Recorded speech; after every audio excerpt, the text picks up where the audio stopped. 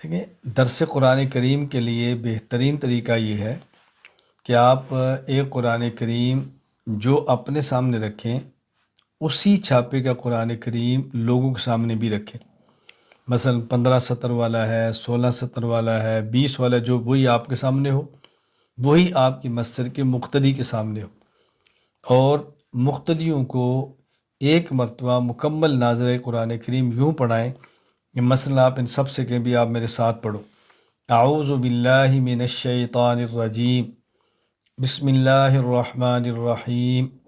الحمد للہ رب العالمین۔ جن آیات کا آپ نے درس دینا ہے وہ آیات مقتدیوں کو اپنے ساتھ کہلوا دیں، تاکہ زندگی میں ایک بار ان کا مکمل قرآن کریم تجوید کے ساتھ ان کی زبان سے جاری ہو جائے۔ پھر آپ ایک ایک آیت کا ترجمہ کر دیں لفظی، پھر اس کے بعد مختصر سی تشریح کر دیں، اور کوشش کریں کہ آپ کا درس قرآن کا دورانیہ وہ آدھے گھنٹے سے زیادہ نہ ہو، اور کوشش کریں کہ ایک سال میں